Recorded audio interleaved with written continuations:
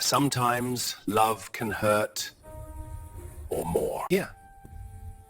Camila desire a night of love, but something is wrong. Your affair is not what she thinks. It began like any modern love story, a match on a dating app. Her name was Camila, a young woman from São Paulo who had recently moved into the city for work. She wasn't looking for love, just a bit of connection in the middle of her busy life. Then he appeared. His name was Elias. His profile was simple, no selfies, just a photo of him standing near an old building at dusk.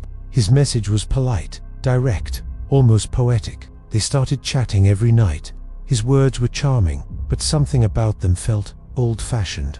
He never used emojis, never talked about himself too much, but seemed to know exactly what to say to make her feel seen.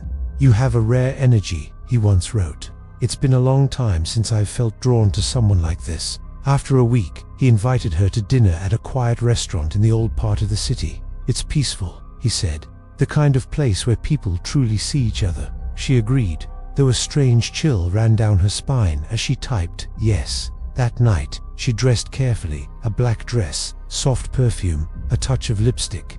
Yet, while looking at herself in the mirror, she couldn't shake off a feeling that something was wrong. It wasn't fear, it was instinct, that primal whisper that tells you to stay away from danger. But she ignored it. After all, it was just dinner. When she arrived, he was already waiting outside. Tall, elegant, perfectly still, as if carved from marble. His skin was pale, almost translucent beneath the city lights. When he smiled, it didn't quite reach his eyes. Still, he offered his hand with old-fashioned grace and said, "You came." His voice was low and calm, but every word felt heavy, like it carried centuries. Inside the restaurant, the atmosphere was dim, warm, filled with quiet conversations. But somehow, around them, it felt colder. The waiter seemed uneasy, glancing at Elias but never meeting his eyes. Camila noticed he ordered nothing for himself. When she asked if he wasn't hungry, he simply smiled. "I've already eaten," he said softly. As the evening went on, Camila started feeling lightheaded. Not sick, just oddly tired, as though something was pulling her energy away.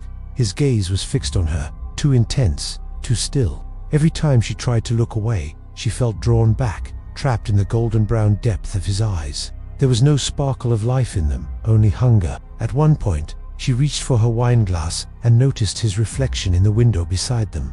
It looked slightly wrong, dimmer, blurred, like light refused to touch him. Her heartbeat quickened. Her body screamed to leave, but her mind was foggy, heavy, slow. He smiled again, noticing her discomfort. "You seem pale," he whispered. "Maybe the air here is too warm. Let's go somewhere quieter." They walked through the narrow streets, the sound of their steps echoing against old stone walls. The night air was thick, humid. Camila's chest tightened. The city felt emptier than usual, as if the world had paused just for them. He walked beside her in silence, moving too smoothly, too quietly, like a shadow with weight. When they reached the car, she stopped. Something deep inside her screamed to run. The streetlight flickered, and for a second, she swore she saw his eyes flash, not with reflection, but with light from within. "Are you afraid of me?" he asked. Not angry, just curious. "You should be careful with your energy. Some people attract things they don't understand." Before she could reply, he stepped closer and hugged her.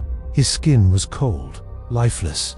As he held her, she felt her strength fading, like warmth being drawn out of her body. The world blurred around her. A faint whisper echoed near her ear, a language she didn't know, but it vibrated through her bones. She somehow broke free, murmured a goodbye, and walked away trembling. Every step toward home felt heavier, like she was dragging something invisible behind her. When she finally reached her apartment, she collapsed into bed, her body weak and her vision dimming. She slept for 12 hours straight, a dreamless, black sleep. The next morning, she woke up drained. Her reflection looked different. Pale skin, dark circles under her eyes, lips colorless. She felt cold even under the sun.